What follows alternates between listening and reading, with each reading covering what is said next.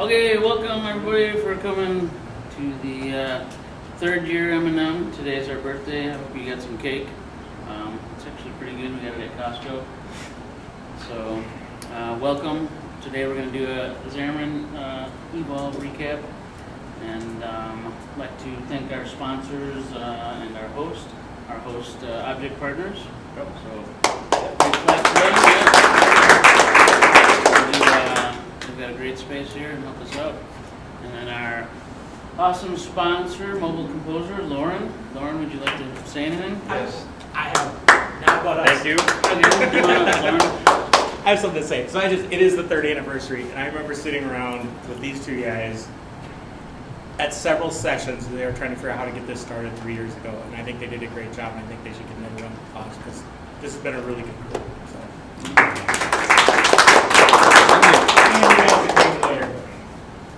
Thanks. Moving along. So, we are live streaming. Here is the stream. This is the same URL that we showed last month. So write that down so you can check it out. You know, on occasion, if you can't make it here, which you should come here, but if you can't, then go there. And that'll be the same. And so we're live streaming it, but we're also recording it, and then that live stream will eventually, or that recording will also wind up on our YouTube channel. And But for those of you that are here, even though it's beautiful outside, thank you for not using this. Maybe right. next time. Yep, so 3 years old. Yeah. So it was this month 3 years ago that we started this, and it's been I guess, wow, the time has just flown by. So thanks for supporting the group. I mean, it's really all about the members, the presentations. We just, do what we can to make it not suck. So thank you. Yes, thank you. And then here's the YouTube URL for the new videos. Right now there's 3 up there, but there's supposed to be a 4th one. I'm not sure why the 4th one is not clicking over. I published it, and but it will be there. So there's 3 up there right now. Dan's presentation, Frank's presentation, Scott's presentation. Your presentation is the stubborn one. So Sounds about right. yeah. So we'll get it up there. So write down that URL. Check it out later. And then, oh yes, tomorrow, if you guys haven't heard, ILM is also doing a big barbecue. They're also going to do a recap on Evolve, and theirs is going to be better because instead of cake, they're going to have wings and stuff. So go to ILM tomorrow to have more Xamarin love. The only other thing that I wanted to mention as far as events or current news items, and obviously if you've got any, please speak up, but the one thing that I saw was anybody who subscribes to the weekly Xamarin newsletter, I think recently they got a new author or scribe for that account, so I'm interested to see how that transforms. I think the guy who did it I think he said he's moving on to do web things, so I was kind of curious as to why he's moving on from that, but I'm glad they're carrying it on. And then the second news item that I wanted to share was, and I'd like to get your opinion on this for sure, I heard within the last week that Apple review times are down to like a day. My last submission was on Sunday night and was approved Tuesday night. Okay, that's amazing compared to usual, right? I mean, these Yeah, usually... the last one I did was 2 weeks ago and it took 4 days. So, Okay. But So- this one this week was about 30 hours, maybe 36. So I'm not sure what they're doing to, maybe they're further automation or something, but kudos to Apple for really bringing down the review time, because I know before, sometimes it was a week, 2 weeks plus, so that's great. So next up is intros. You guys can start and we'll end, so you guys want to start and go around the room. I guess, as he pointed out, we are going to talk about Evolve 2016. Just to give you some backstory, Steve and I both did attend the second Evolve in Atlanta. So this is number 3. The first one was in Austin, I believe, and they've sold out all 3 of them. So that's a huge accomplishment. This year was the biggest event thus far. I think they had somewhere around 1,600 developers, and then with whatever employees they had there, I think it was 2,000-ish employee or attendees in total. So a really, really big event. This year it was at the Hyatt Regency in Orlando, and I guess to kind of tell you the story about kind of us getting there, flew from Minneapolis to Orlando on a Tuesday morning, landed midday, took a cab to the hotel across the street. So just a bit of advice, look for cheaper hotels, because we found one like half the price. And you know, we just had to do the walk across the street a couple times a day, but no big deal. And I would say for anybody who's on the fence about going to a future Evolve, or who has been, Evolve can really be for anybody. They've got training tracks, they've got, I would say, world-class speakers and sessions.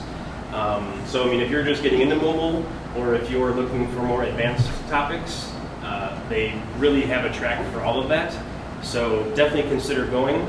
And they have and throw amazing parties and events. So we'll get into that in a little bit.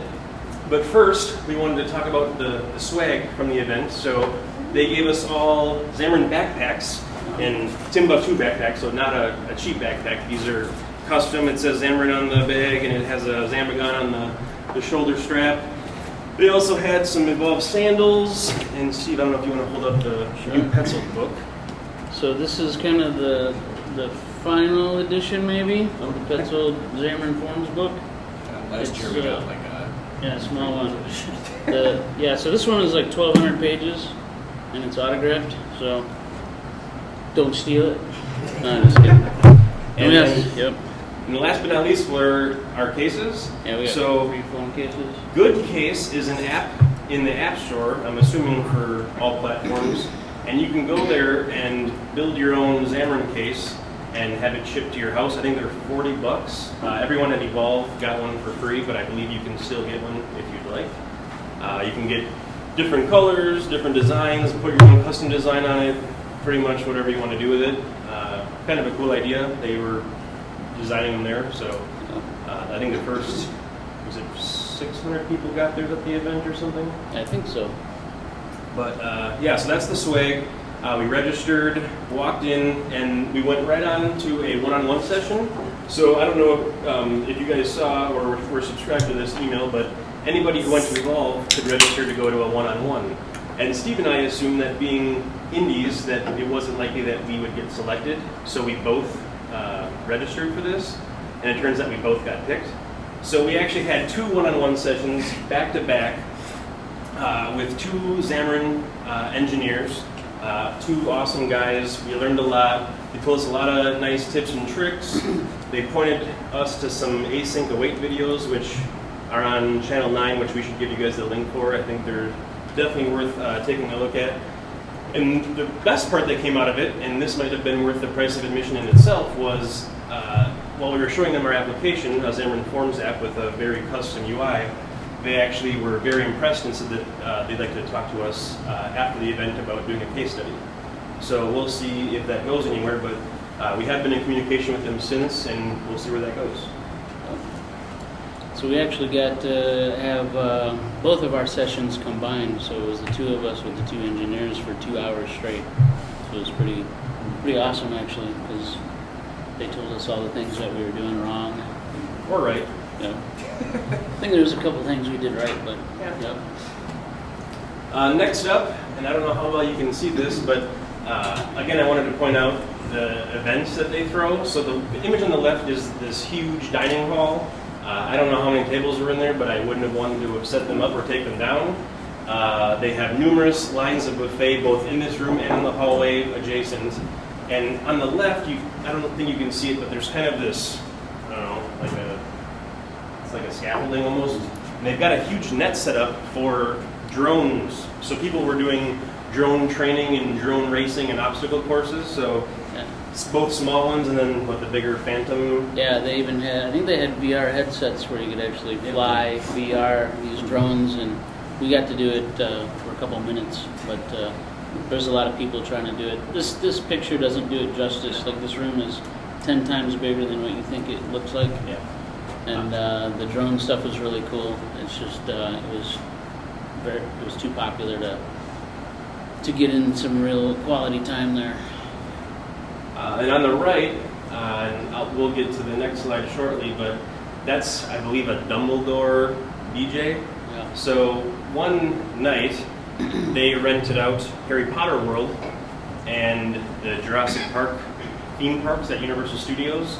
So after the park closed, we had the Jurassic Park theme park and Harry Potter World to ourselves, and had unlimited booze, beer, whatever you wanted to drink, eat, set up throughout those two parks, and you could just wander and go from ride to ride, roller coaster to beer to roller coaster to cocktail, whatever your direction is. But it was super, super awesome. And they also, I mean, the middle photo, they had like a wand stand set up so you could buy these wands. I mean, it was almost like the park was open, but it was just nighttime, and it was just the Evolve attendees were there.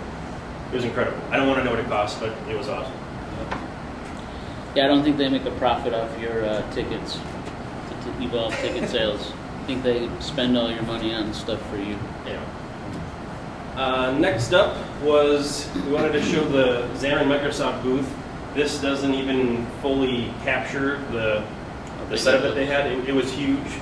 And there was, Xamarin employees and Microsoft employees were at this thing during the entire event, asking questions, helping you exchange business cards, etc. So, I mean, we've always said that we thought this partnership would be a good thing, and we think that it's going to be a great thing, especially after attending Evolve this year. Yeah, and I got to yell at Adrian Hall, which is like the main guy for Azure. So I cursed him out a little bit. Now what? Well, what's there not to curse about with Azure, right? Well, she's working in it right now, so. I know. Has it been painful for you, or is it just me? I don't know. I imagine I built a tunnel. Possibly so. We've been at Azure from the start, and I would say we've had 10 times more problems with Xamarin than we've ever had with Azure. Really? Oh, Wow. for sure. Okay. Maybe it's me. Yeah. Wouldn't be the first time. We also wanted to point out some signage.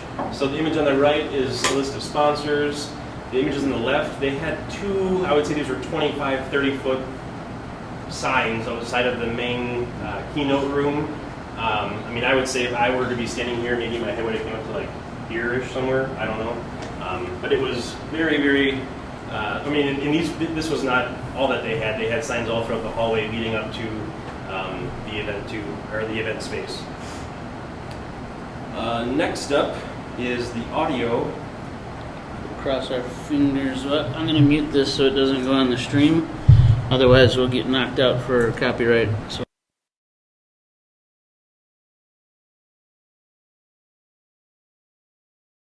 Same song that they had during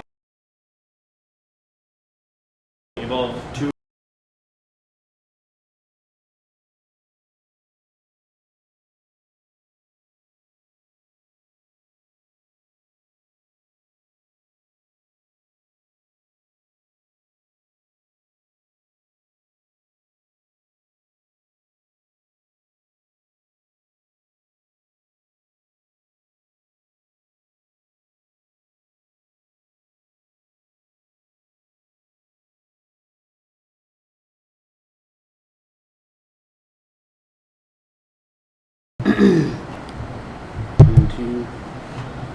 So that was just a cool example of the motion graphics and lighting and projection that they put on. This room is pretty big, and they had, I think, 8 projectors there on the ceiling, doubling up on these different things.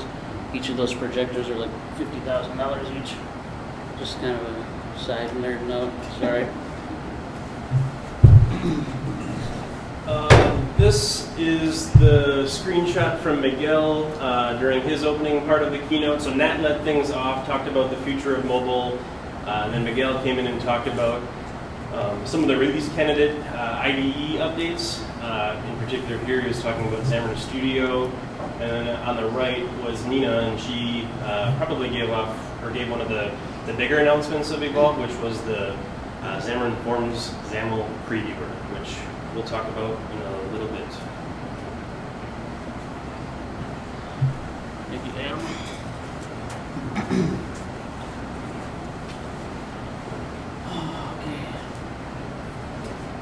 All right, so here's some talking points as to kind of the keynote from the event. So one of the big ones was open sourcing of the Xamarin SDKs. That includes like everything, like Xamarin.Forms, iOS, Android, Mac. So you can get at the source, you can build it yourself, you can fix it yourself. You can also, they may take your fixes or new features or whatever. So that's like super awesome. So especially for you, no? Okay, well, hopefully, yeah. So that's a big thing, I think. There's a new Xamarin Studio. If you look in the alpha and beta channels, you'll find the new releases. Again, they're alpha and beta. Not on the stable channel yet, unfortunately, but hopefully soon. We've got, so one of their... Xamarin Studio, the release candidate is in the beta? Is that what you said? Xamarin Studio yes. 6 is in the beta, Yep. and that's the release candidate. And Xamarin Studio 6.1 is in the alpha channel preview, which is unfortunately what I have installed for tonight, which we can get into that later. But Xamarin Studio 6 is available as a beta and a release candidate. Yep. So as with this, to go along with this message of open source, they also were really promoting the idea of .NET runs natively, runs everywhere. Whether it be consoles or embedded devices, Unity game engine, desktop apps, mobile, Raspberry Pis, BeagleBones, whatever.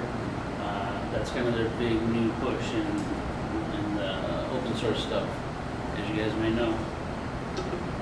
So, and they've also taken other Microsoft components and are integrating also into Xamarin, replacing like some of the older mono components. So that should bring out good things for all.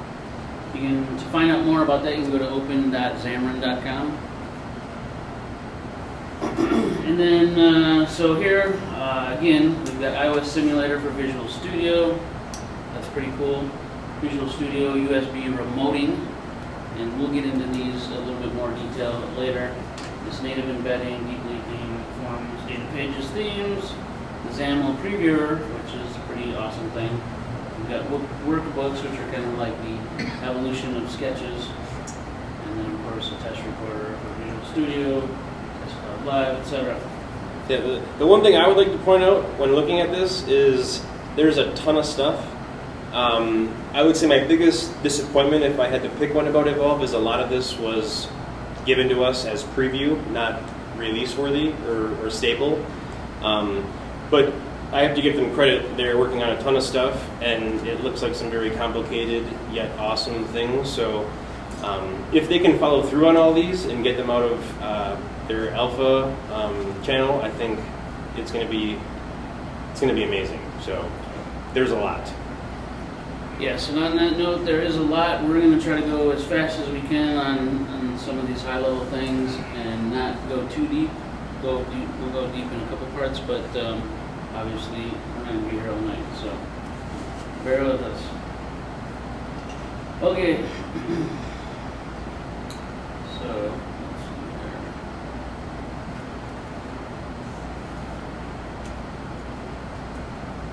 here. I didn't drag my IDE over there.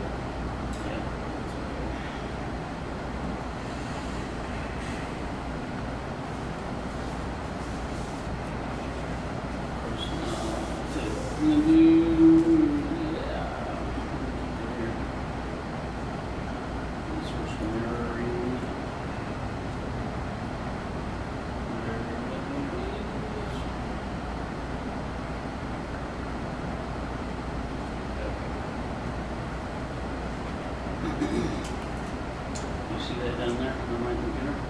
Yep. Going up the font size. Sure. There we go. Okay. So here's the new Xamarin Studio 6. There's some cool things about it here. One is the dark theme, which everybody's excited, so you midnight hackers can, not burn out your eyes. It's also natively, or it's more integrated with Roslyn, so you're going to get all the benefits of Roslyn, or to that level of integration, meaning like the IntelliSense, the speed, like when you type on this thing, it's like a lot faster. Has anybody played with this yet? Yeah. Okay. Have you noticed a big bump too? Yeah, they also fix a lot of UI issues if you're on a Windows machine with a very, very high resolution. Okay. A lot of the menus weren't really large enough for me, and those are fixed in Xamarin 6. Cool. Or Studio 6. Yep, so they totally redid the UI, and they like redid like 5,000 plus icons and graphics and made it all super awesome. 64-bit. 64-bit, yep, a bunch of stuff like that. It's better integrates with the MS Build. There's F# enhancements. There's support C#6. It's got more enhancements with refactoring and actions and this code analysis and suggested fixes and all this other stuff. One of the features that we thought was pretty cool was it will still give you code completion even when you have broken code. So like if here I say var a equals and then I just never finish that line, right? So it's crazy here.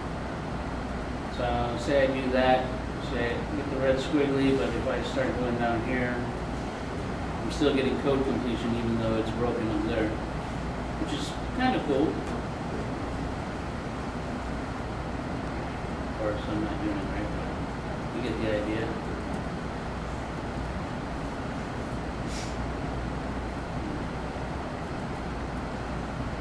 So I'm able to do this even though this code is broken up here. And it's got other cool features such as a lot of the code analysis does like suggestive stuff. So like one of the examples that they do is they do this example here.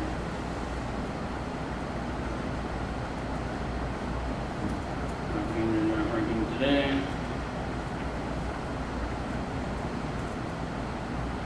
So here you can see that you get these yellow squigglies, okay. And now it gives you these suggestions here. So I don't know. It's I guess that's part of Roslyn then. It's Microsoft's version of some ReSharper type stuff. Is that right? Did they give any hints, like would ReSharper ever integrate with Xamarin Studio? They didn't explicitly say anything like that. What the impression I got was Microsoft is, or in this context, maybe they're kind of rolling their own thing or whatever. Like they kind of, I felt like they were saying that you're not going to need ReSharper so much anymore. But I don't know if that's true. Or what was your opinion on that? Did you hear that? I didn't really ask anybody about that one. Okay. We did hear that there was going to be, that there was no sign that they'd ever drop support of Xamarin Studio. Because I mean, on Mac now there is the VS Code client, I believe, or Code or something. And numerous times we heard that they are continuing future and further development on Xamarin Studio on the Mac. Yeah, and we also heard that VS Code will not support Xamarin. So you're going to use Xamarin Studio or Visual Studio. Yeah, it looks like they're pretty serious about Xamarin Studio with all these updates. Yeah, I mean, but it's Microsoft, so they could change their mind entirely tomorrow. You never know. So anyhow, let's see. So yeah, speed and IntelliSense and all the things that Roslyn brings. So the cool thing about that is, updates to Roslyn or Visual Studio, you pretty much are going to be in sync with Xamarin Studio now, since it's using those core parts. So C#6, and anyways, we're just going to keep that real simple on here. Except for we need to switch my screen.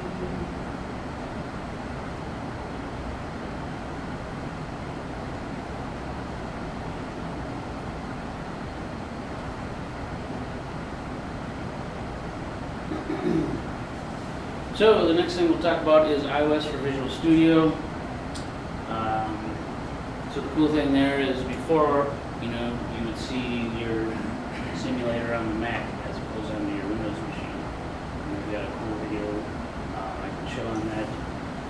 The coolest part of this, of course, was the touch and gestures. So if you have like an iPad Pro, or you have which does pressure sensitive, or you have a Surface, you can actually interact with the simulator through your device, which is pretty cool. And then iOS, they also had USB remoting, meaning you could actually debug and deploy right to the physical device that was plugged into your Windows machine instead of your Mac machine. And then also have, yes, so those are the, would you guys like to see a quick video of that? Yes, no? I would. Yeah, okay. I'm curious, like, how responsive is it? Is it choppy or is No, it? it seemed to work great when they demonstrated it, so. Let's see here. Do that. Please welcome Xamarin CEO and co-founder, Nat Friedman. We gotta- I know that you've been asking, you showed it, but There you go. talk about Visual Studio. So for Visual Studio, we have a little surprise for you. You can share Show that. this a build. And this is the iOS simulator for Visual Studio.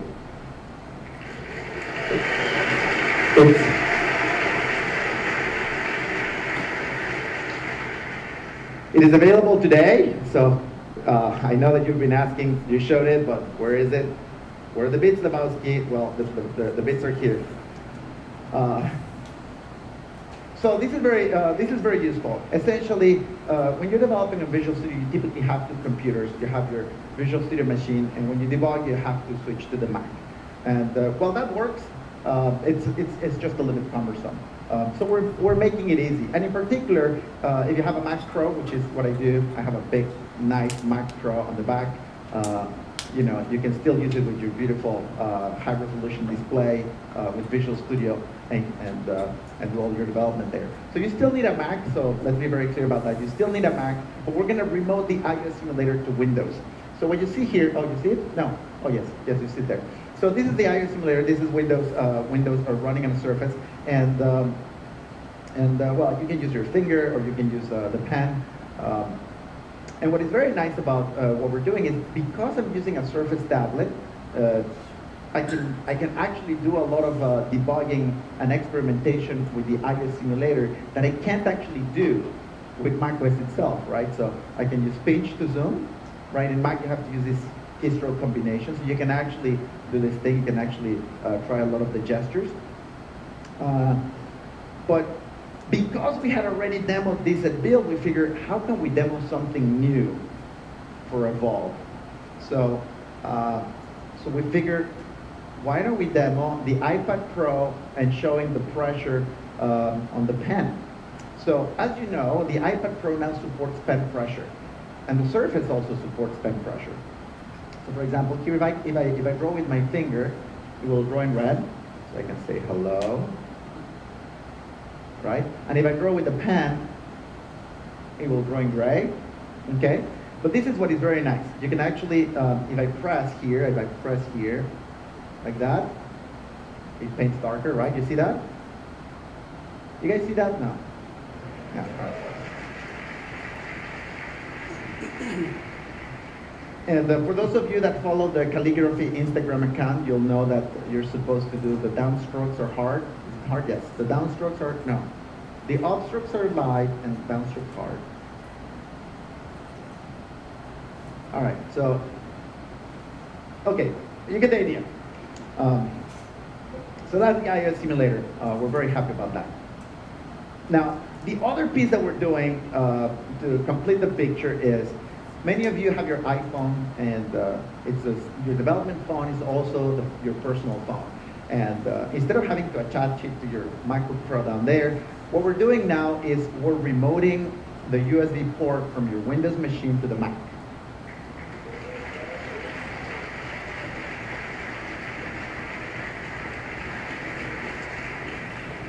So as far as the Mac is concerned, when you plug your phone into your Surface or your Windows machine, it just has an extra USB port, so you can deploy directly from Windows to your machine attached to your Surface Book, and it will. You no longer have to deploy to a separate machine. So all of this is part of a preview. Now, that's the IDE, Xamarin Studio, Visual Studio. Now let's switch gears, and there's a lot more. We just don't have time to cover it all. Now let's take a look at our APIs. We're adding a couple of. All right, so we're gonna stop right there. And we're gonna go here to the next. So any questions about that? I think that's pretty cool for the Windows folks. Doesn't affect me too much because I'm mostly on Mac. Have you guys tried it back there? Yeah? It works pretty slick. Yeah? Okay, cool. Are you guys gonna demo that? Yeah, I have it set up on my laptop connected to one of the iMacs at the office. Cool.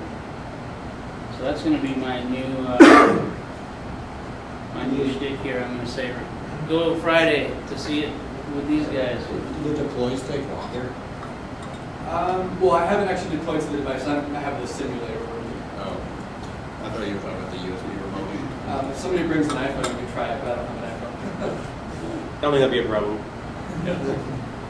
So Mr. Zuki is gonna come up here and tell you all about workbooks, which are really cool.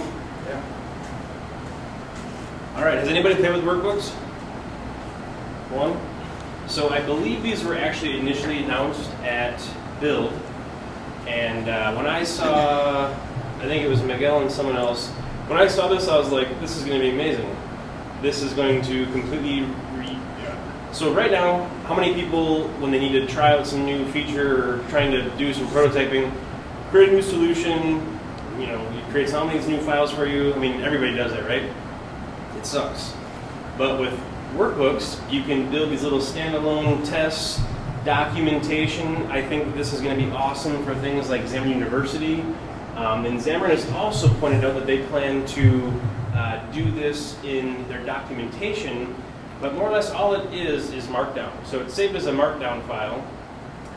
You can code in it, and you also get updated. I don't think it's live. Like you have to hit a keystroke to get it to run.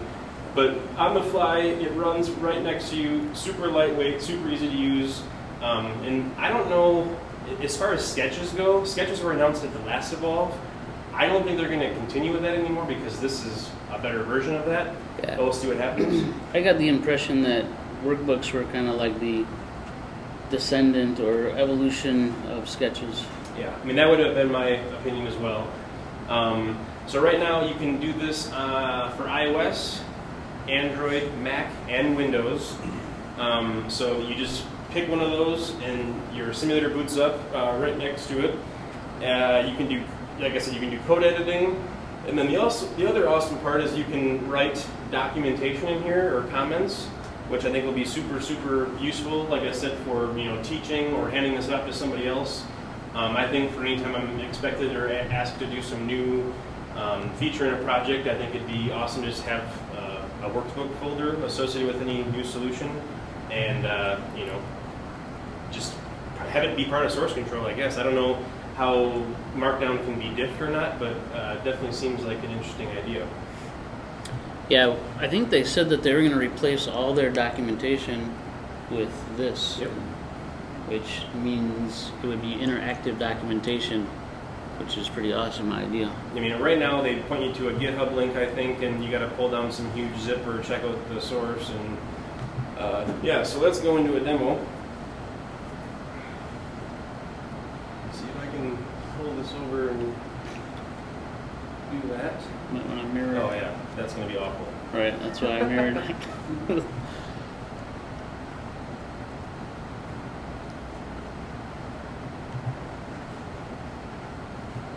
All right. Is that code big enough? No, No. How do you up this? plus, or command plus. Command plus. Is that better? Yep. Actually, I don't know why I'm doing that. This is not even what I want to open up. All right, so workbooks, it's a separate installer, and they bundle workbooks with Inspector. So anybody who uses Inspector, it's a way to kind of 3D debug your UI. So these things are now bundled together. When you open up the application, you'll be greeted with this dialog saying, hey, pick which one you want. The one thing that kind of sucks out of the gate is there's not an option for Xamarin.Forms, which I'm a huge fan of. But I'm going to show you a trick to get it to kind of work anyways. So I'm going to just pick Xamarin iOS. And this thing starts up. It's going to run my simulator next to me. That's a huge simulator.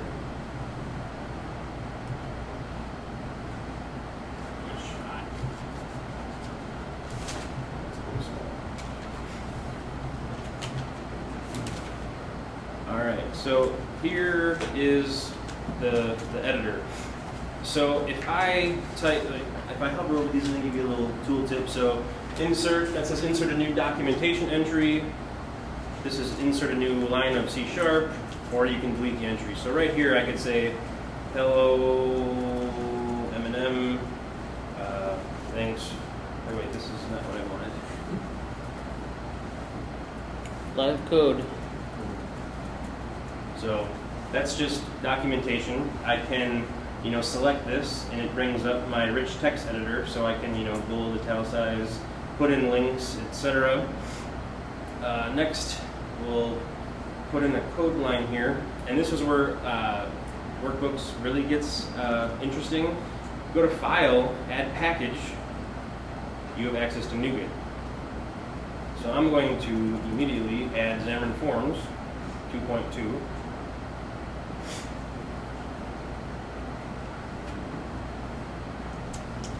And once this comes down, oh no.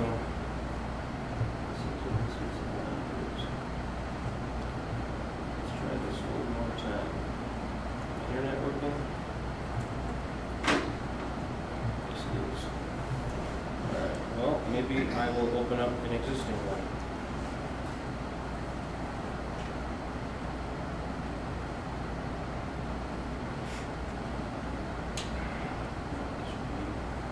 Alright, so here's one that I have already built, thankfully.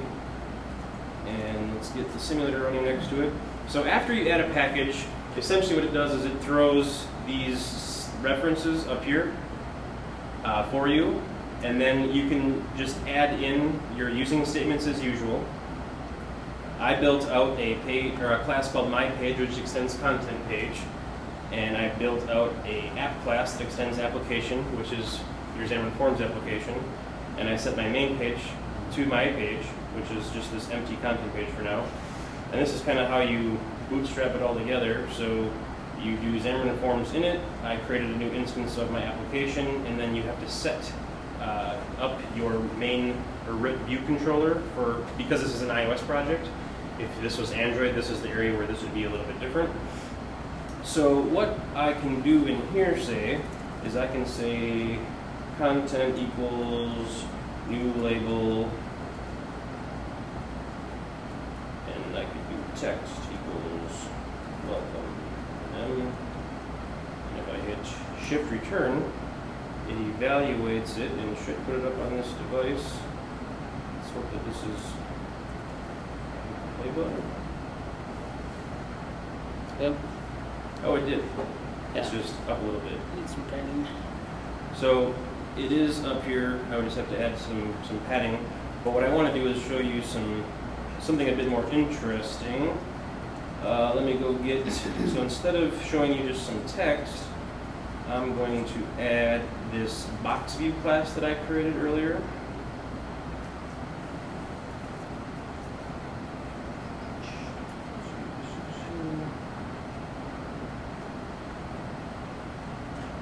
So here is a box view. I just called it my box view. I've got a tap gesture recognizer on it. I'm setting a background color that gets passed in through my constructor. And on the tapped event, I'm attempting to rotate this box view. And then I'm going to go steal this updated content page, which this actually might be out of order now. I'm not sure how it's going to like this. It doesn't know about that. So this UI that you're working in here, this is essentially like a REPL with interactive C# Yes. and stuff. I'm going to say so this So this all does have to be done like sequentially in order. So I'm gonna just rename this to my old page. Or actually I'm gonna just remove all this together since I was forced to do this a little bit different. And I'm gonna add in my page here instead.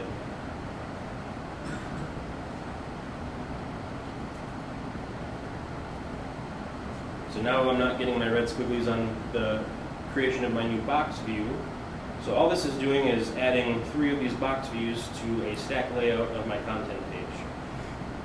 So if I hit run, there are my 3 box views that span the screen. Again, if I change, if I change this to all zeros and I hit shift return, now we've got a black box. So it's real quick updating. The one thing that I didn't see anywhere listed, but I kind of figured out on my own, is if you just start doing new code snippets. So if I do console.writeLine hello, and you hit return, it creates a new one for you automatically. But I got sick of that because I have so much space then on the page. But if you hit control return, it gives you a new line. So then, to show you that this thing is interactive, if I go over here, so again, this box view has a tap gesture recognizer on it. I can actually play with these over here in my simulator running. And I'm not sure if I have access to Inspector or not, so I do. So again, this is the 3D kind of exploded view of my UI, which if you're doing iOS, I still would use Reveal over this.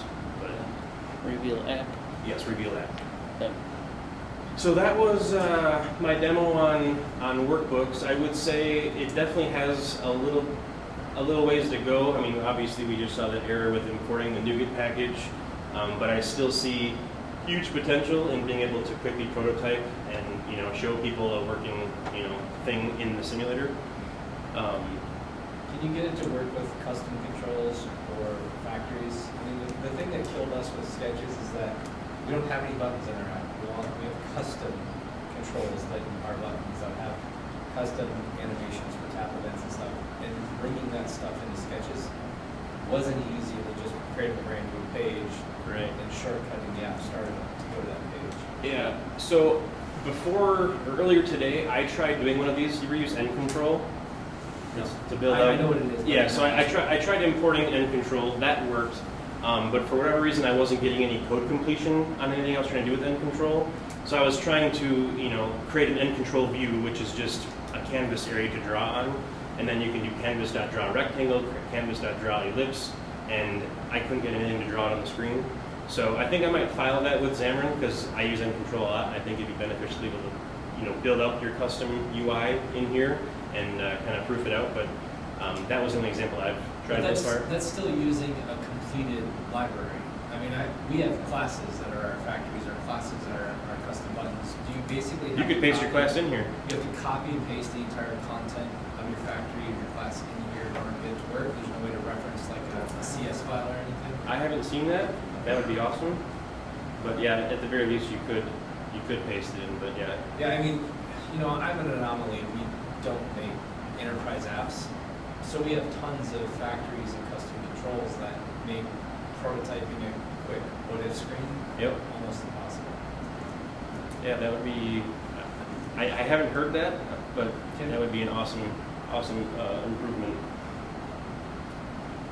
So that's all I'm going to show for workbooks. Any other questions on workbooks? How do they promote it? Is it something that you launch out of Xamarin Studio, or is it its own thing? Yeah, it's its own installer. I want to say right now, I'm not sure if it's only for Mac or not. But yeah, I mean, if you look in my doc, right next to Xamarin Studio is the Xamarin Workbooks icon. It's its own thing. Okay, so it's in the family and it's for that application. Yep. And I want to say I heard that Inspector was an enterprise feature now. I'm not sure if that's true, but I think that's what I heard. Lauren, was that Tom that said that? But I'm not sure if this would stop working if you were trying to use it somehow as just Inspector from Xamarin Studio when you hit the Inspect button. if maybe you get it for free when you're doing it within workbook specifically, but I think Profiler is still an enterprise feature, and Inspector. Use that breakpoints in this? Is that true? That's a good question. So you can click in the margin.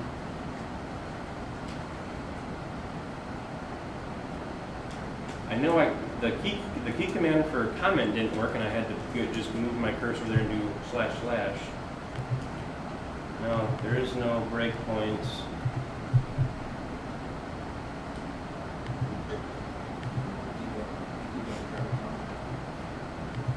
Yeah, there's no preferences, so maybe that's coming. That'd be awesome too.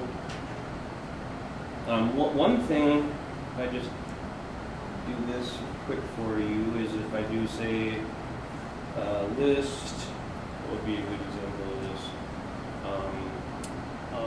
Like the data inspectors? Yeah. So it's if really it's powerful. list equals rule. So you can use this tool to like prototype and do proof of concepts, and then you could like, proof it out, save it, give it to, do the hard work, give it to a junior developer, and then they can use that to look at it, figure it out, and then run with it. That would be one use case. So you can kind of get, the object members view of this, or the enumerable version of this, which is kind of cool if you're working with some, larger data sets to actually see what you're working with. Or if it was like a list of images, you can see the images. Yeah. They did a really cool demo of this on the keynote, so you want to check that out.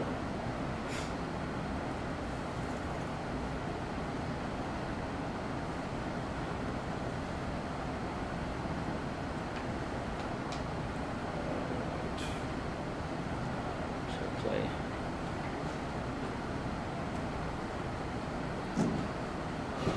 Yep.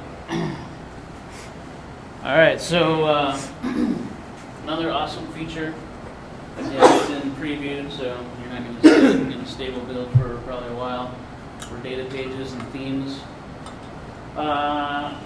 Sounds super promising, and basically think of data pages are kind of like a data template, and themes are basically a way to kind of package styles or style templates. So we're going to actually play a little video here from the thing, from the keynote, just because they run through it and explain it a lot better than I ever will. In our slides, we have a bunch of links to all the relevant documentation and also time code for the videos. So when we publish these slides, go in there, check them out, and then you can dive deeper from the notes that are in our slides. You can't see the notes, but they're in there. I can see them. And when you get the file, you'll see them also. So let's jump over there.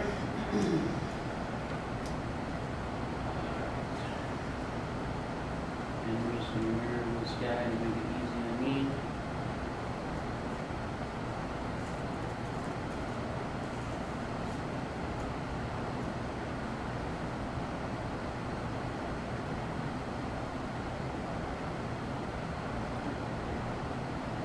There we go. So there was a lead up to this, a challenge. We're not going to make you suffer through that. We're just going to go from right here. Now, I believe in Nick. He's incredible. He can build the Evolve app in 5 minutes. But to help him out here, in case we run short on time, I'm going to slip in a wild card, which is a new feature we're introducing today in Xamarin.Forms that we call data pages. The concept of data pages is that we've seen in hundreds of apps that our customers have built, people build a lot of user interfaces that are pretty similar. You grab a lot of tabular data from an endpoint in JSON format or from the cloud, and then you want to build a master detail view, right? You have a list of items and you tap and you see the details. So data pages allows you to grab data from Azure App Service tables or from JSON, and then automatically generates a native UI in Forms. What do you think, Nish? Will that help? That's absolutely right. So data pages is my wildcard today. All right, so now James. hold on. When I built the Xamarin Commerce app, I did file new blank content page. Welcome to Xamarin.Forms. Everybody knows that. So what's going on here? What are you starting? Are you building the entire app? What are you building? Well, this is exactly where we are going to start. It's a file new project. The only difference is I don't have a content page, which you'll have seen a number of times with Welcome to Xamarin.Forms. Well, that's not there. It's all tab page right now, and I'm going to quickly add 2 tabs. Okay. Sessions and speakers. That's the most important. Most important stuff, yeah. Especially my session later today at 5:30. Yep. All right. All right, so let's get the sessions added out here. So there you go. That's the list data page, brand new from the data pages API. Now, James, you would have worked with many data sources in the past. Oh yeah. Right? So we could do this with JSON. Well, that would be a mock data. It's best for debugging and testing. Well, I thought for this demo, it would be even cooler to build it on Azure. You're gonna do it live. Oh my goodness. Using your data sources. Right? All right. Ready? I did put it all in Azure, so luckily enough for you. All right. So just a side note before they started, James here said that it took him 5 weeks to build the Evolve app.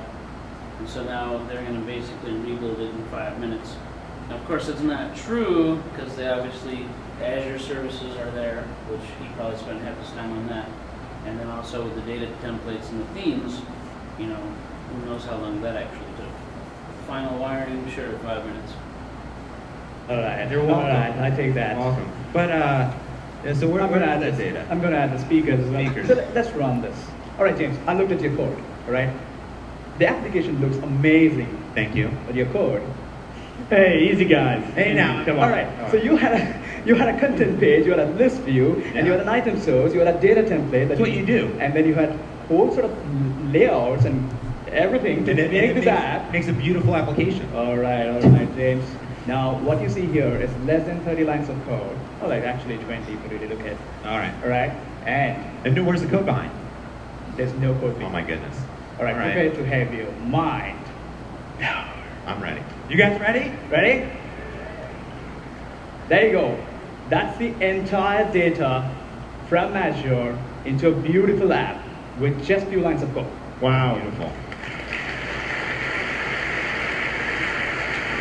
All right, I'm impressed. I'm impressed.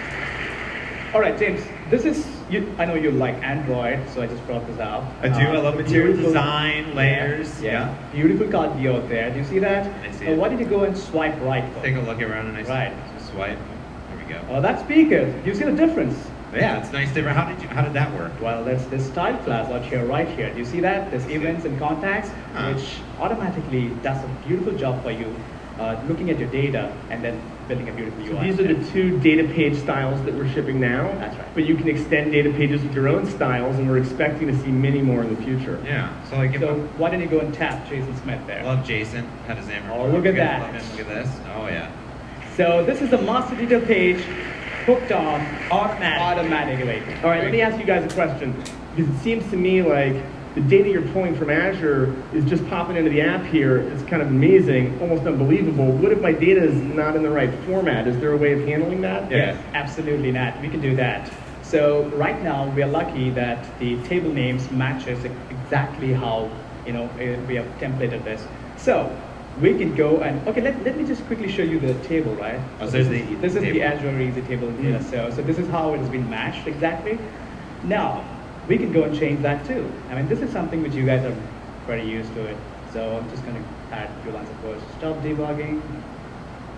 There you go. That's what it is. You go and customize the default item template, your regular stuff, data template, view cell, and just bind your appropriate models of them. That's it. That's it. Pretty easy. Yep. Now, this is a pretty good looking application. I love Android, love material design. Now, I didn't want to, give away too many secrets, but the reason maybe that it's looking so good is because I snuck up on stage ahead of time and installed the NuGet package for another new feature we're announcing today, which is Xamarin.Forms themes, which is an entire way of theming any Xamarin.Forms application with just a single line of XAML in your app, XAML. And actually, if you head over to there real quick in here. James, I knew the secret before. What? All right, let's go. I know where to do this. App.xaml, your resource dictionary. Let's go to the dark side. It's dark theme. With one line of code, That's it. the whole app rethemes? Yes, absolutely. All right, James, you're an Android guy. Nat and I, we love iOS. We're going to look at this theme. They want to clap, Nish. All right. So we're going to look at this on iOS. Beautiful simulator. Okay, I already deployed this. So There you go. That's the black theme, or the dark theme. Awesome. Perfect. That's awesome. incredible. I have to give it to you. I think I have lost this bet. I'm gonna buy you that. Oh, that's a great idea. Let's go now. All right. Great job, Mitch. Thanks, James. See you guys. So, with the preview release, they've already generated, they've got a light theme and a dark theme, which you guys just saw there. They also got, with the data templates, or the data pages, they have a number of components and connectors that they've already kind of developed for you to use out of the box. And I guess a lot more are coming. You can create your own things, and also data pages. So it's pretty powerful stuff, pretty exciting stuff. Questions? Comments? One question I had was, is it XAML? Is it only XAML? And I wasn't sure. I haven't found the answer to that yet. You guys have any ideas? No? Okay. How do they package those? Like if you made a custom theme, how does that work? That is an excellent question. I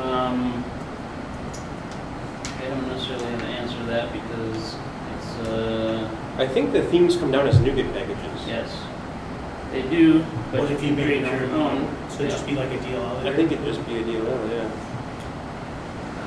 That'd be my guess. I can't say with certainty. Yeah, I mean, right here is the themes page, and the let me find my mouse. There we go. So when they go into it, this is the starting point, anyways.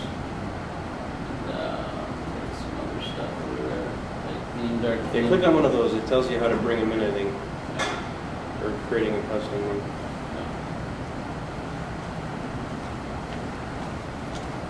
From a NuGet package, you can create your own resource dictionary themes that can be referenced in your app. So, back over here, let's see what we got next. So those are some pretty promising things. We're pretty excited about that. Hopefully, we won't have to wait forever for those to get released. Those could be definitely pretty powerful, especially if you are creating those data pages and those themes. And, if they're generic enough, well, you have the ability to customize them as much as you want, as I understand it. But you can make them generic enough so you can pretty much use them in many ways. Yes, sir. Is it an answer to Android themes in many ways, filling a hole that they see? Does iOS not have that theme? I'm not sure because I don't use, in my development, I don't use a lot of that stuff, so possibly. Cross-platform theme? Well, that's the general idea, yeah, it's Xamarin.Forms, therefore it is a cross-platform solution indeed, but I don't think it's necessarily leveraging any of the platform-specific things underneath, maybe? I don't know. I mean, my guess is that everything that's being done with themes, you could just do with styles on your own. My guess is that they're just doing some styling behind the scenes and wrapping it in a pretty box for you. But I don't know. That's my take on it. Yeah, my take is this is kind of their version of CSS, Yeah. but in the Xamarin.Forms universe, right? And you can easily switch out style pages, right? Okay, so we got a test recorder for Visual Studio. Again, you guys have seen this on the Mac side, so now it's on the Windows side. You're able to record UI, run, create UI tests, whatever, tweak those, save those, run them locally or in the cloud. So I guess that's a big deal for the Windows guys. Again, I'm a Mac guy, so I don't know too much about that. But is anybody excited about that for the Windows? Yes? No? No? Or maybe it's about time, right? So then there's also Test Cloud Live, which was a really cool feature. Basically, so say you're doing Test Cloud tests and you find out some weird device is causing a lot of crashes, or your app doesn't run on a certain device that's in the Test Cloud. You can actually schedule or reserve remote debugging time on that device. So I think the example that they showed in the keynote was like a Motorola, some older phone, whatever it was, and they were able to reserve the device for a time slot, and then they were able to remote into it through a web browser interface and actually run their app and see it through this web browser interface and actually interact with it. So you can actually, troubleshoot to that specific device. You set breakpoints, I think was Yep. So yeah, it was fully. It was just like if you had the device there and you were debugging it on it. So that's a really cool feature. I don't know, how are they going to handle the logistics of that? Because if they only got, say, one of that certain device, and you've got 10,000 test cloud users, are you going to end up waiting a week before you get that reserved or that scheduled slot? I don't know. So that'd be real interesting to see that come to production or implementation. And that right now, I believe, is in private beta. Yes. Yep, that's in private beta. I think they're only testing that with certain customers. So you may never see the light of day, to be honest with you. Who knows? And then, I don't think they announced this, but I noticed this as I was doing some research. Test Cloud with monthly billing. Does anybody know when that activated? So as you know, Test Cloud was like super expensive, like across the board, unless you got your hands on some free hours. Now, Test Cloud actually has some reasonable pricing that like mere mortals can afford. And I'm just going to show you that real quick. Is it built based on usage?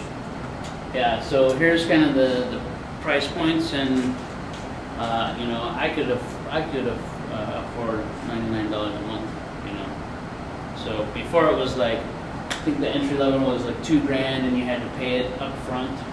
It wasn't monthly. You had to $2,000 to even get in the door. So now we've got monthly billing at some reasonable rates. Is it gonna be great for everyone? Maybe not, but it's. I guess it would be one of those benefits of being under the Microsoft umbrella.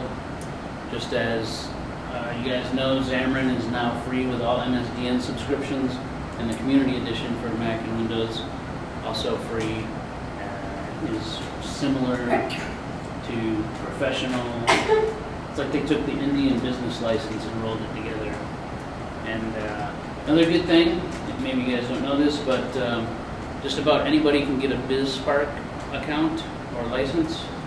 And what that is that gives you like professional level MSDN subscription, or even maybe enterprise, depending on how you qualify. So I've had like BizSpark for the last 3-4 years, and I've never paid a dime. And so I get access to like the whole MSDN stuff. So anybody here have BizSpark?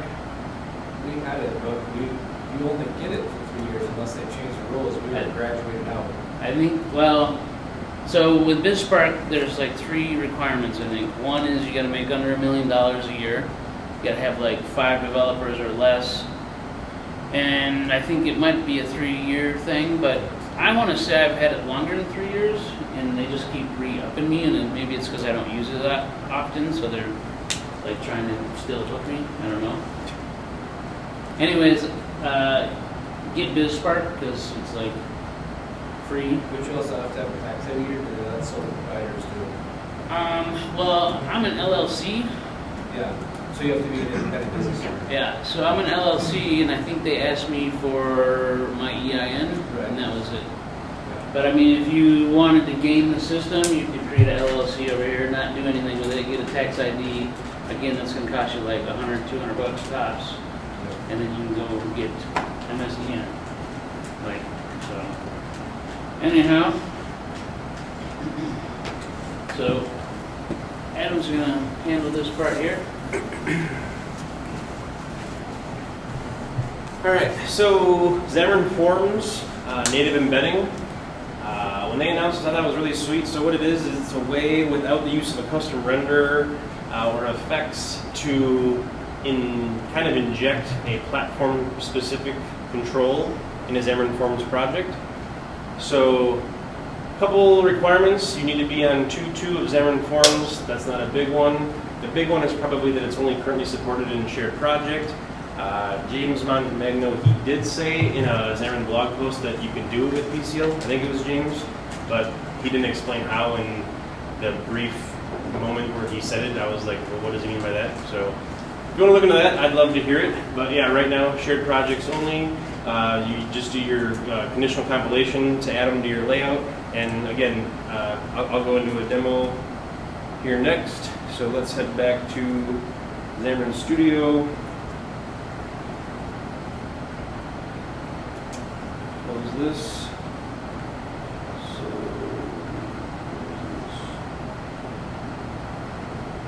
Alright, so what I have here is a Xamarin.Forms shared project solution, Droid and iOS, and you'll notice up here my if around Android and my if around iOS.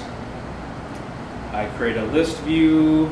This was the sample from the Xamarin.Forms website, so if you want this, you can go find it. But it also, I guess I could give the source code, it doesn't matter. But create a list, create a layout, put some children in the layout, create an absolute layout, add the layout, or the page layout, which is the stack layout, to the absolute layout, and add, in this case for Android, they're doing a floating action button, which is that little circular button that I think Android users typically put as like the main function of a view or a page in their application. So say like in a mail app, it'd probably be to compose a message. And then in iOS, the example was a segmented or a UI segmented control, which is kind of like these two little tabs that you can flip between. So I'm going to just, again, they have the floating action button here, and to add it to the screen, they're just doing stack.children.add fab, which is this floating action button. And that is then being added into the absolute layout, which we defined above in our shared Xamarin.Forms code. And then we just set our content with the absolute layout to the page and throw the content page into navigation page as our main page. Don't ask me to say that 10 times fast. So we're going to run this on Android.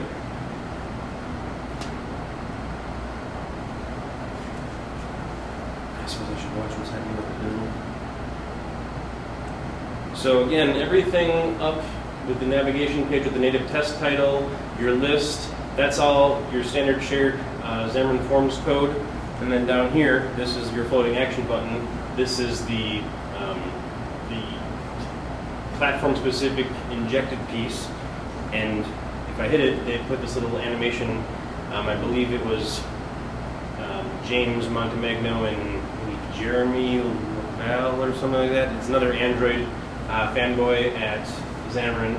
I think those are the two main Android people, but he put together this animation to unlock his door at his apartment, and then we're obviously just throwing up this message here. So I think that's really awesome that you can just simply put this into your Xamarin.Forms project in the case of a shared project. So the idea is not to have to do a custom renderer? Right. And I think that there's something that you can, I haven't worked with effects at all. There was an article on the blog about doing effects that looked like it was a way to do some custom UI stuff too. But this to me looks like an awesome way, simple way of doing it. Well, Are except those for things the that are built into the Android SDK and the iOS SDK? I believe floating action button is an Android thing. This checkable fab is a custom class that I think this guy wrote for his specific project. So yeah, checkable fab extends floating action button, and this is the Android piece. So how do you import a native library? And how do you reference a native library? Because the old ways you had to build a wrapper project, and you had to compile the .alib on iOS. You had to compile that into some type of a wrapper project that you had to reference in order to pull down. For example, in Conquer, we use an iOS library that does root detection. Okay. It's got all this anti-hacking root detection in there as well. And it was really, I mean, it was a day-long or more effort just to figure out how to wrap. Was that the binding? Yeah, binding Okay. project. Yep. .a file, right? Yeah, a .a file. Yep. So you have a .a file, you had to set up a binding project, and you had to put in all the possible architectures, even if you weren't going to support it. So even if you weren't going to support x86, you still had to have all that.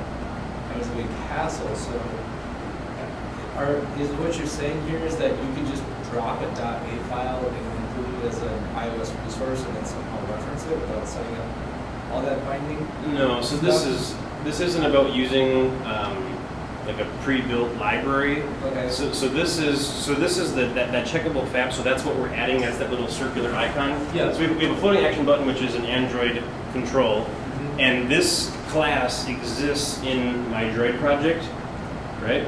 Yep. And then it's in the native test.droid namespace. And then up here, under our if Android, we're importing native test.droid, which gives me access to I see. So this you're here. just, this is an example of having conditional code so that when you hit compile, if you're compiling for Android, it skips all the iOS stuff. Correct. Got it. This allows you to get around the custom render, but this isn't a shared project, but I get it. we're All right. hopefully it'll be in Forms soon. ECL. Yeah. Uh, CL. And just to quickly run this, I'll show you it on iOS with this UI segmented control. I guess, well, that's building.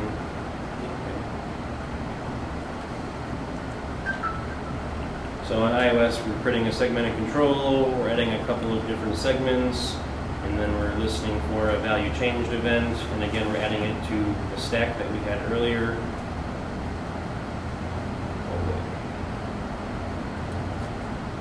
So that's these two right here. This is our UI segmented control. 2 is the active state because we selected segment to 1, 0 based.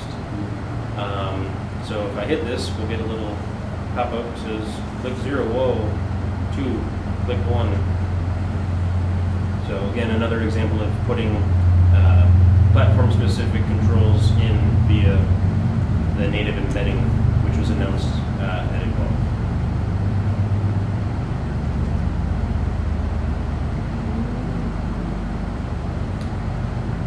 Next up, actually I probably don't want to do, maybe that's not even important. Next up is Xamarin.Forms deep linking. I probably should hit play. So deep linking and app indexing, has anybody looked into this? Looks awesome. So I can get this to work, but I'm going to still show you a brief example of how they did what they did in the Xamarin Evolve app. So it requires Xamarin.Forms 2.3 pre-release. Android requires a Xamarin.Forms or Xamarin.Forms.AppLink NuGet package on top of it. So the addition of app indexing, what that is in your code you can register different links or entries, and that piece of code then can be referenced. So say on iOS, you can do a search in Spotlight. You can actually get the result for of something within your app to be part of your search results, and you can touch that search result if you search for it and navigate directly to that within your application. And deep linking would be sort of the same thing, but say from Google. So if you did a search for, the example I'm going to show is of James Clancy, one of his sessions at Xamarin Evolve. If you search for it on Google, get the result, click it on Google, it'll actually open up your application and then go directly to his speaker/session page, which, I mean, we used to do this, I hate to admit it, back in the Flash days with something called Swift Address, but this seems like a pretty cool feature for Xamarin. Notice the new Xamagon logo for the IDE. So I'm going to open up, and I might only do this, what time are we at? 54, I might just do this for iOS. Let's see.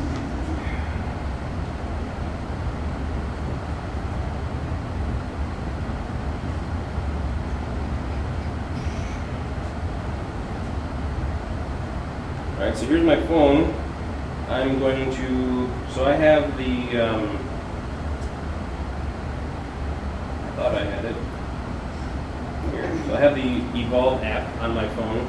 You can see right now I'm just on the main Evolve feed page. I'm not, on the page that I'm going to try to get to.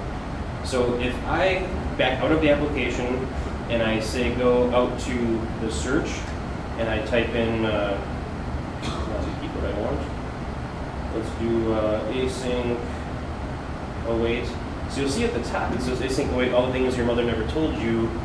Don't miss this session. And it says Evolve 16. So if I hit that, it takes me back to the Evolve app and it takes me directly to this page. I think that's pretty cool. And the same is true, so if I go to Safari and I did a search for async await all the things your mother never told you, and this result right here, the second one, will load a little video clip. If I hit that, So your app content is actually in a Google search. I was supposed to open my app.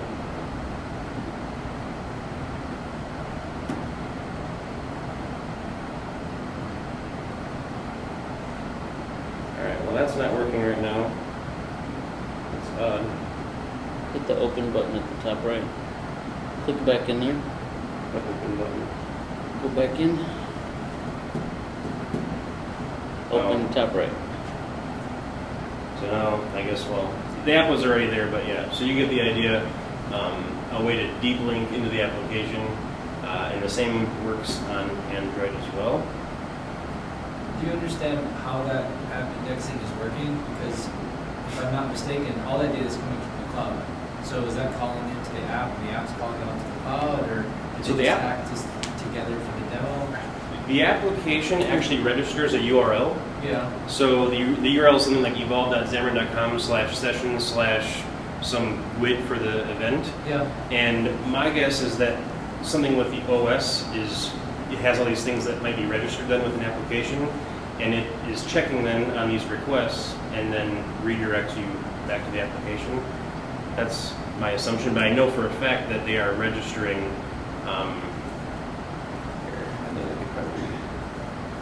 So do you think there's some metadata in that HTML page, or? Can you register that on the fly? Because, I mean, you could do this all with native iOS. Yeah, I think you have to, the app has to know the structure it's looking for in the URI. Right. Like it's sessions, but, whatever the session ID is. There's got to be, there's Montemagno did a blog on it and showed an example of it's code snippet where basically there's an infrastructure that once a deep link is called, it calls a method, you look for your particular signature and then say, okay, now it's your job, this signature, this GUID is called, you go do your navigation the way you're going to do it. I think that might be. This is the code that essentially, this is the app link entry. So this gets, at the application level, it does like application.something.register link, and it takes one of these, and it's registering, with session.id.toString, and you give it, a title, a description, then there's somewhere where you give it a thumbnail, so an icon, and they're just using the icon from the Xamarin Evolve app. So that's how it gets registered. Like you scroll up and show the index name, or down, sorry. The other methods. Sort of name. So, let's see if that's what I saw today. Okay. You didn't see it? No, you're moving it a little faster so I can track on that. No, that's it. There's a part where it actually grabs the session, looks for the value, the information, and then it does a navigation based on what it found in that method. I didn't look that closely at it, but I think that's what it does. I'm gonna move along. So that was my demo for deep linking and app indexing. Next up is the Xamarin.Forms XAML previewer. Again, Nina showed this off. Right now it's Xamarin Studio only. Visual Studio will be added in the future. Right now, I'd say the biggest hang up to this is that you kind of have to hard code or set up some static view model classes to actually see the data. But let's go take a look and hope that this still works. I would say, while I'm getting this set up, that this was by far the most buggy thing I've worked with thus far from the pre-release, or from the beta, or the alpha channel rather. So all I have here is my main app class, you'll see, we'll get into this a little bit later, but I set up this static view model locator where I create this static M&M's view model class, and in there I have some mock data. But anyway, we create an instance of my page to be the main page, and right now this is only XAML. So if I go look at the XAML, which this is hopefully the part that I need to work, Android's usually the pickiest. It doesn't usually resolve to anything. And sometimes you have to build or get some really cryptic error message. So yeah, I got this earlier today. I have no idea why it's saying this because Xamarin.Forms init is being called. And sometimes in iOS you have to do a build first. So let's just hit go. Well, and actually I wanted to show you, I'm going to comment this one out.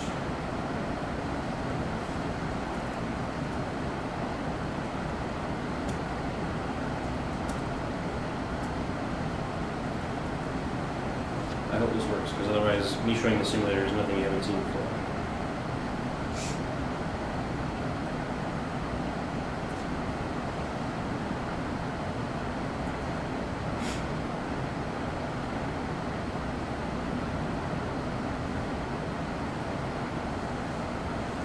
Alright, so this is just a little sample UI I put together. Alright, so after I built it, you see it show up over here. So again, here I am in my content page. I have a stack layout with a label, or a couple labels, an entry, a slider, an image. Nothing over here in this preview is interactable or interactive. You can't play with it. All you can do is zoom in on it either by gesture on your trackpad, or you can use these plus minus zooms. You can switch to a tablet view, phone. Well, Android's got half of it, right? iOS, you can rotate, and you can toggle on and off the preview view.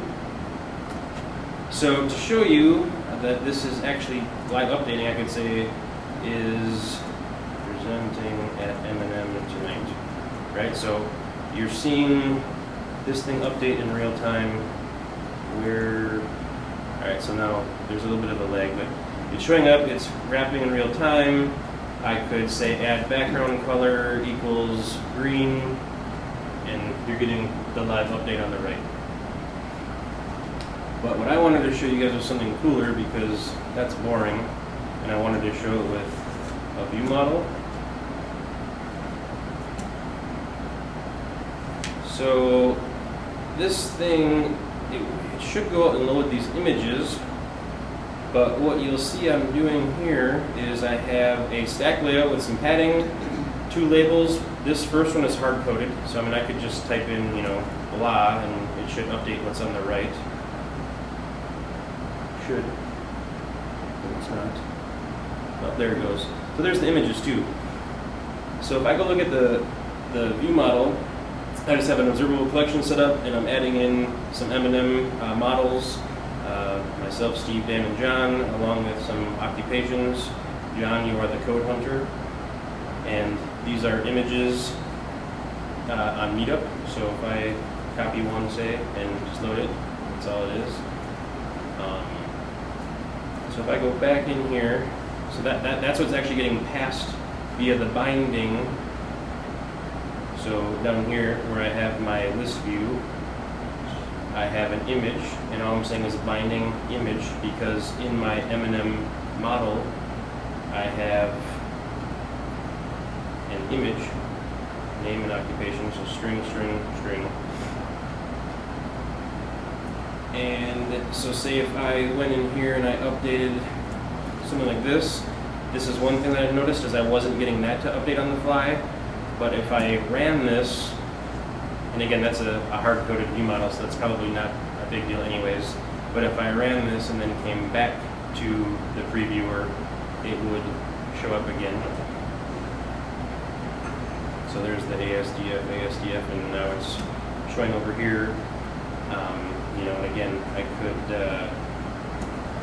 could throw a background color on one of these, and it would update for everybody. I think it's super cool. Where are you setting the item source, the view model? Where are you setting up the binding? Oh, right.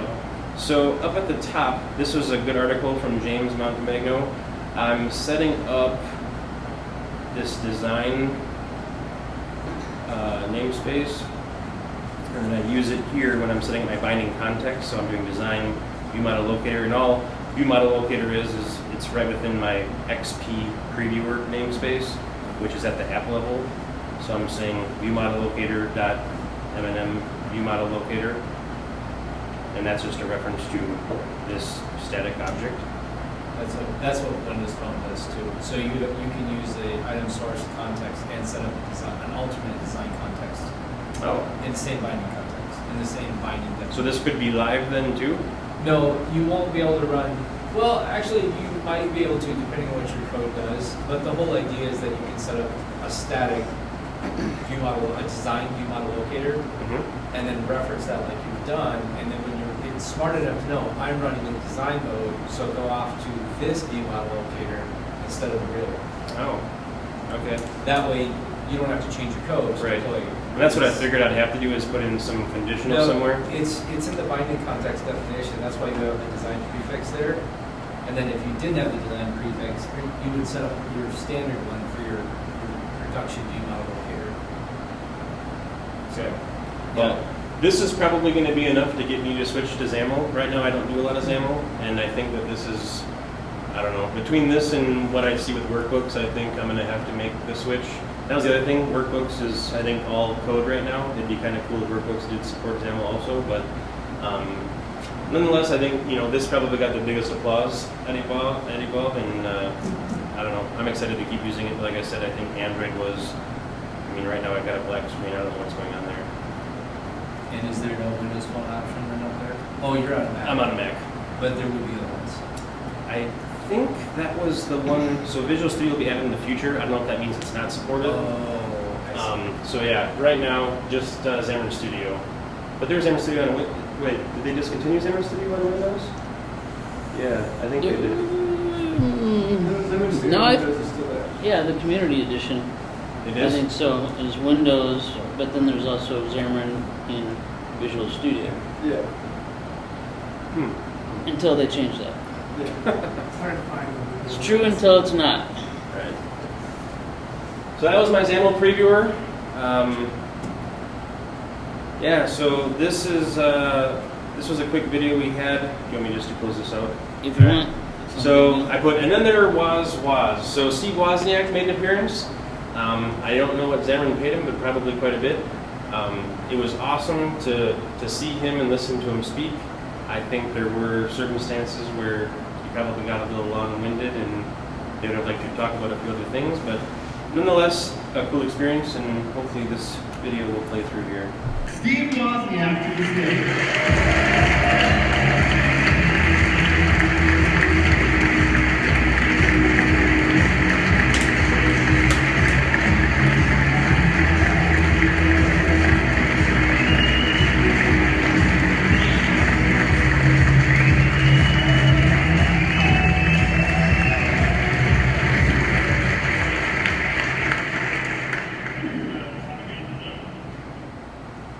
So that's all we're going to show of that, because you guys can watch that online, and just let us know if you can watch the whole thing.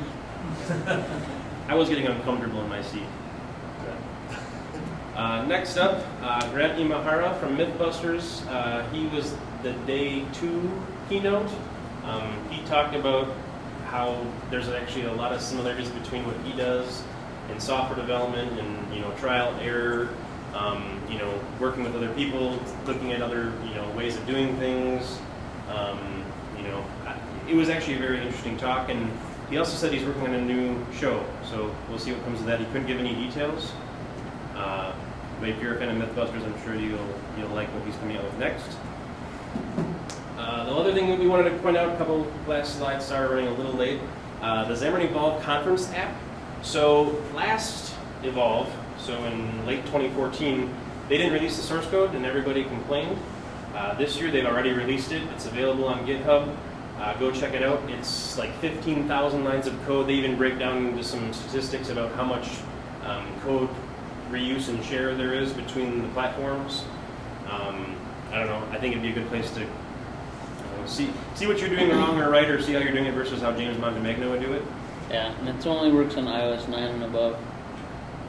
which I was surprised because I still run 8 on my phone for testing, 8.4.3 or something, and it wouldn't run on my phone, so I have to yell at him for that. Next is there are 66 videos up for Evolve. I don't know how they did it, but they got all the videos posted in like record time this year, and they released them as they became available. It wasn't like they just did one big dump at the end. So definitely go check these out. I'm probably, hopefully, going to get through some of these or most of these in the next couple of months because I know if I don't do it now, it'll never happen. But I know just looking at them and becoming familiar with what titles are out there, over the next 18 months before a next Evolve, if one comes about, at least you'll have an idea of what was there and you could back reference it, because I know I've done that from the previous one. Yeah, so we have a link to the YouTube channel, 66 videos. Each one is probably 45 minutes on average. One thing I wanted to point out was those tracks there. You can filter by those tracks. And this year they had a great track on security, mobile security. So definitely check that out because developers, including mobile developers, most don't know anything about security. Just saying. So go get some security knowledge. That's it. So it's not every year then? It's not every 12 months? No. Every 18 or so. Every half, 2 years? 18 months. At least that's what they've done so far. And I've always wondered if there will be another, just given that they might want to do some of this at build, but I think that there's enough to go on just with mobile to continue and evolve, but we'll see what happens. Any other questions? Did they get into any specifics on how they're going to manage the open source? And maybe it'll help if I offer this. I think it's a really bad idea to open source Xamarin now. It's not good enough yet. If this platform was more stable, if it had fewer bugs, I think yeah, and I think 6 months from now will be great. But I can't even imagine the pain it will take to either modify the source and then try to back update, or to try to be a contributor, or to be Microsoft and try to manage thousands of commits from developers like me who say your tab gestures still don't work right on iOS. I feel like that's going to put us way back on getting things done quicker by making it open source now. And I'm just curious if they offered any explanations to how they're going to manage community commits, or I know they said weeks for a timeline, so that scared the hell out of me when they said it was going to be that fast. This isn't ASP.NET that's been stable for a really long time. We got a long ways to go to get to that point, and I'm terrified that things that I need to get fixed now are now going to be on a 6-month delay as a result.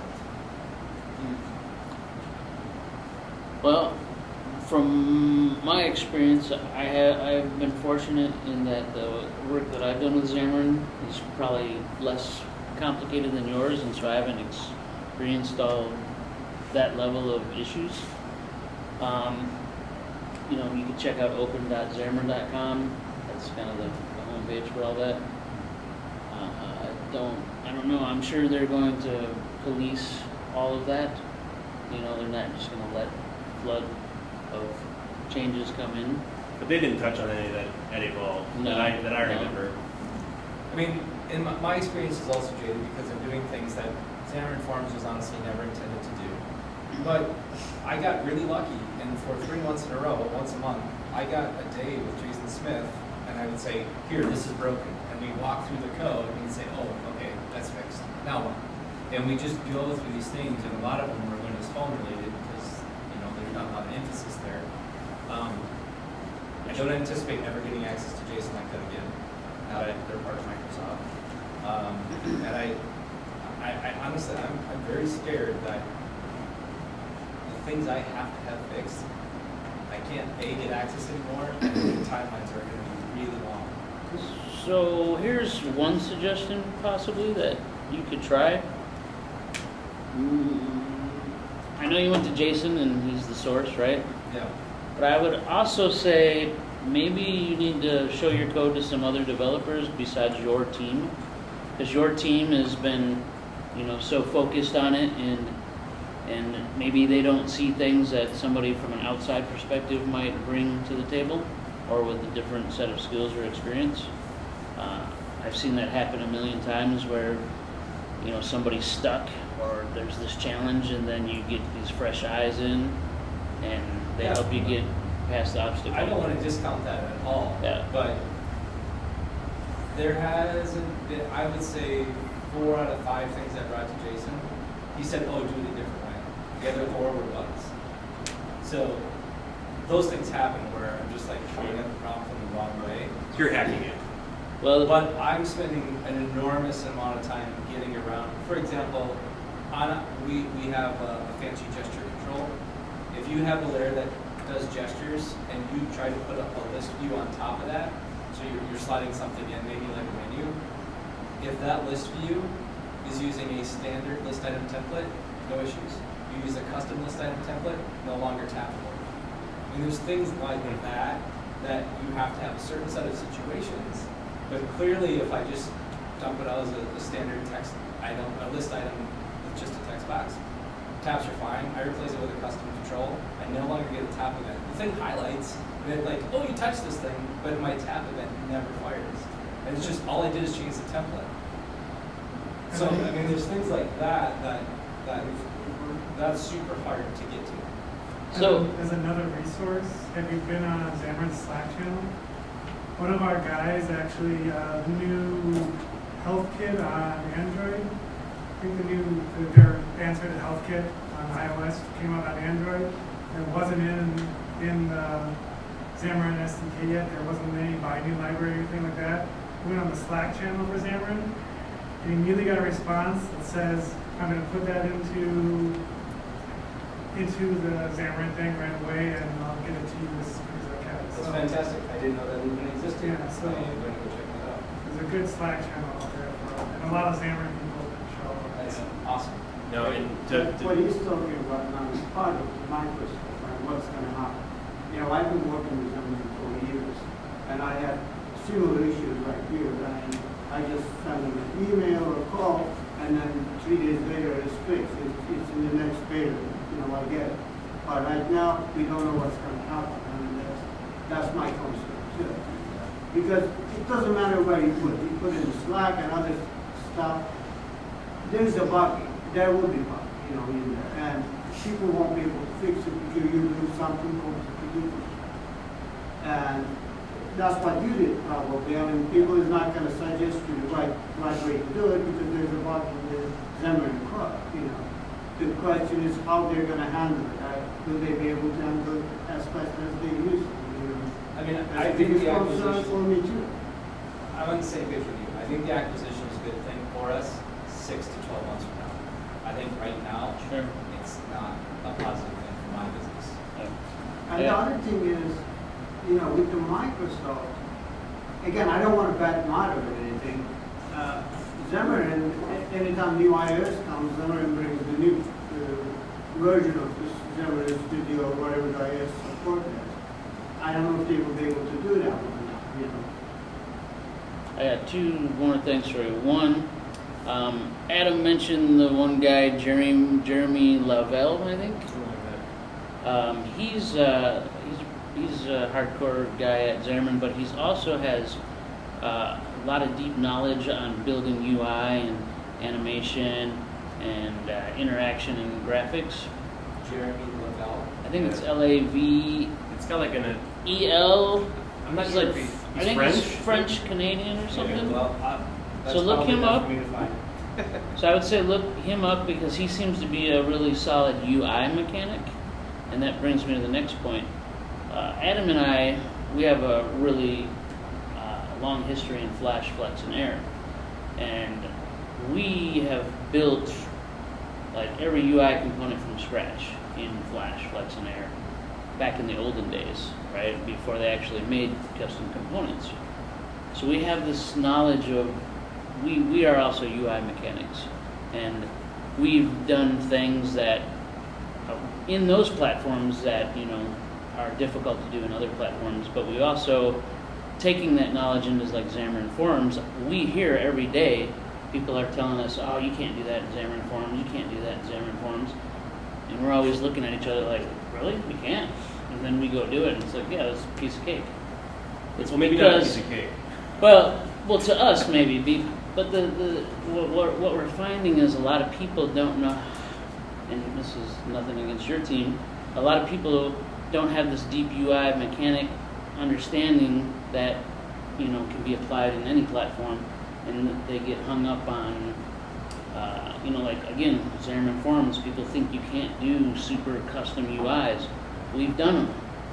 But we've It can also be done. But we've also hacked them together. Yes, And we've hacked them. We've encountered Yeah. controls or components that are supposed to work one way. They don't, like he's discovered, and then we do some hackery to get it to work half-assed later. Right, but you get it to function. Yes. But we get it to And function. then you spend 2 days working around something. that Yes. you should Yes. not. Yes, exactly. Yeah. That happens still today. That does happen. It but- happens every day. Yes. But it still can be done.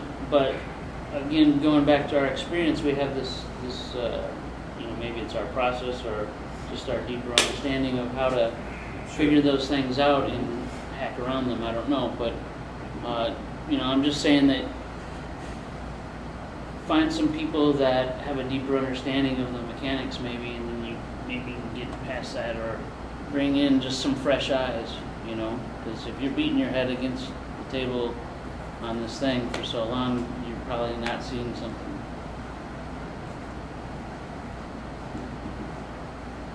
Are they shutting down your Bugzilla Xamarin? I hope not. Reports? Is they now redirect to something else, Microsoft?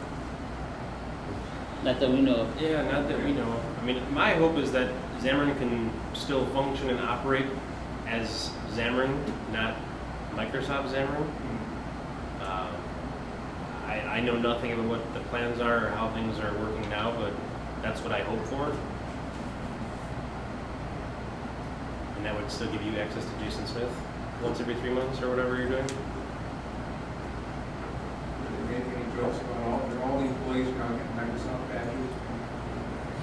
Didn't hear anything about that. More hands off. Well, the good thing is they've, you know, Nat and Miguel, who are the founders, the owners, I mean, they still have prominent positions within Xamarin, Microsoft, and so it doesn't sound like there's going to be any radical changes overnight. And that's kind of the impression that they gave us, that everything is still going to keep working the way it does, except for now we have lots of money and resources, so our stuff is free and whatever. So we'll see how it shakes out, but I mean, I would like to be optimistic about it. And did you guys hear, has anyone here heard about anything special for those of us who have 6, 8, 10 months left on the license that we purchased at full price? Actually more than full price? I think they were doing refunds to some people. I think people who purchased within the last couple of months all got refunds. I know some of our clients got thousands of dollars in refunds. That's what I heard 3 months ago.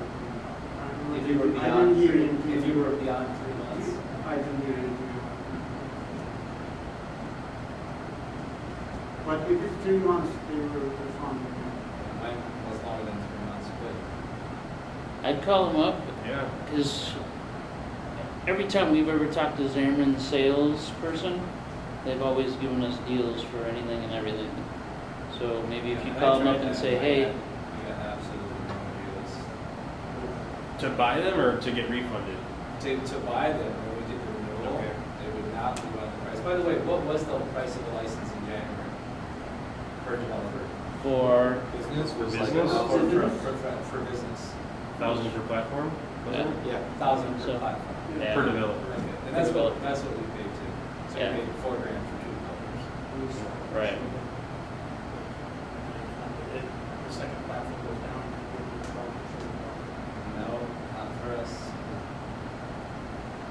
You must have known you were big We time. paid $8 That's grand. right. We paid $8 grand for 2 developers for what turned out to be 18 months. Call them up and yell at them. I would. Yeah.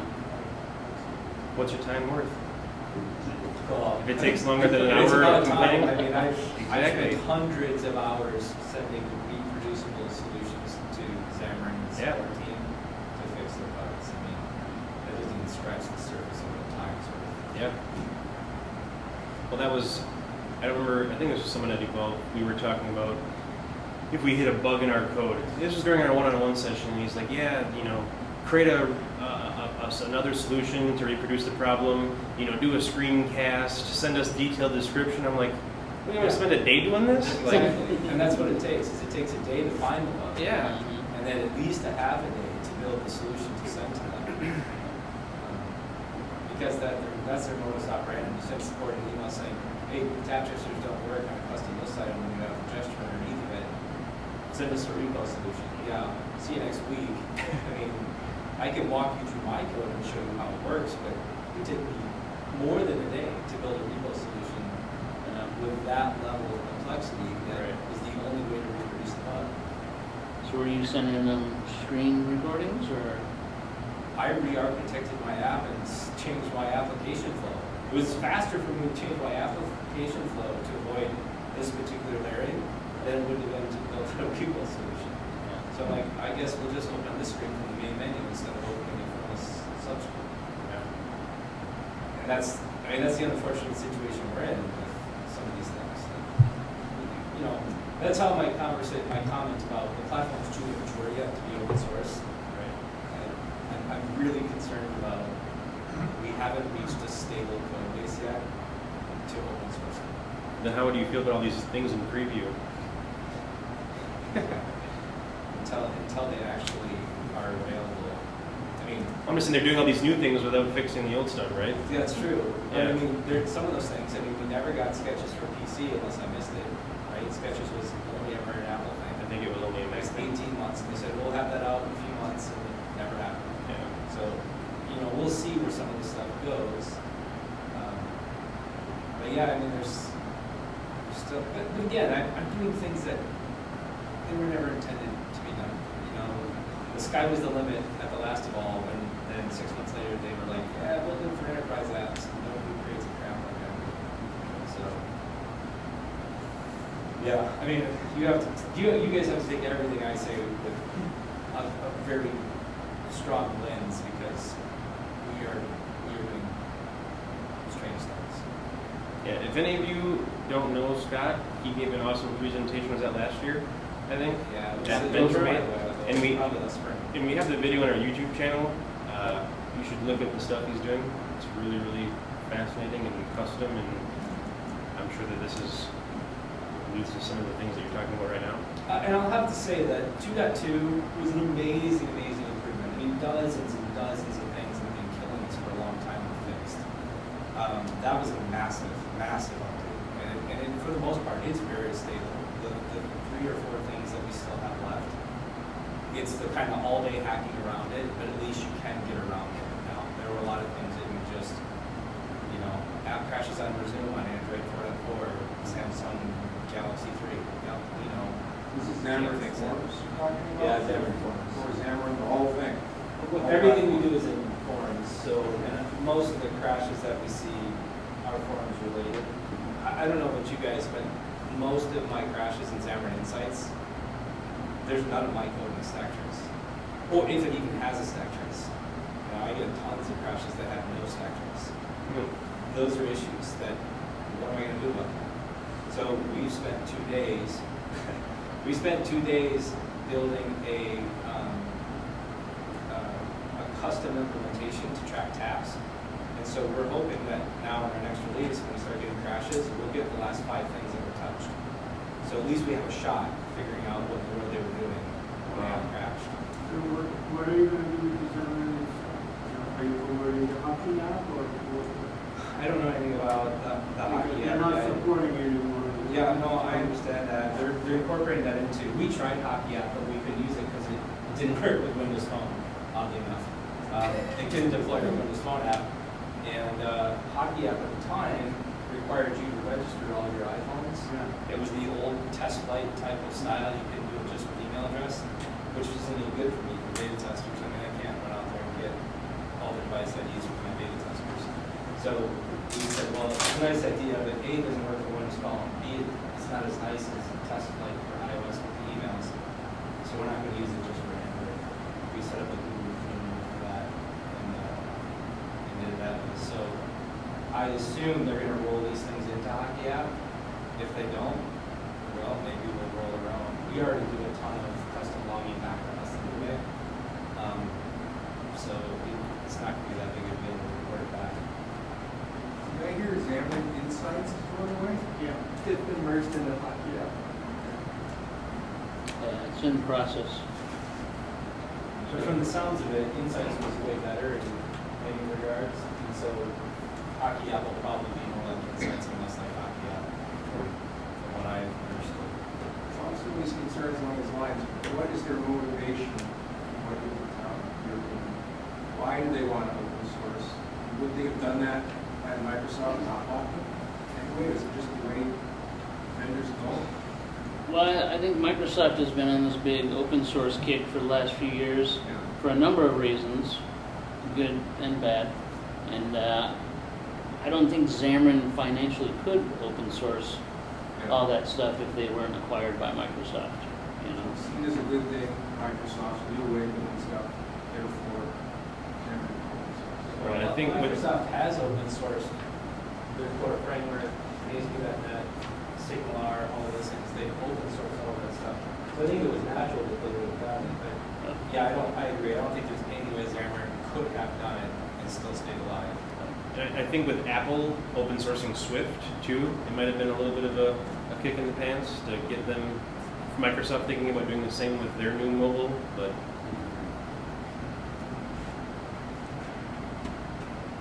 because I think people are going to now use Swift also potentially to build Android apps, isn't that what people are working on, right? Yep. Yeah. I think this could be a year or two out, but yeah, the things that Google was talking about the Java lawsuits they're getting, how to create a Swift runtime for Android, and then if you get Swift working well on Visual Studio for Windows apps too, now you've got a direct competitor to Xamarin in terms of the cross-platform tool set. So with a bunch of good solid fan base of all the app and Swift developers we have, so there's going to be some interesting times ahead for all this mobile stuff we're doing. Yep.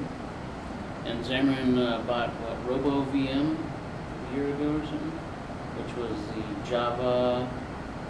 It's kind of the Java version of Xamarin. You guys heard about that? No.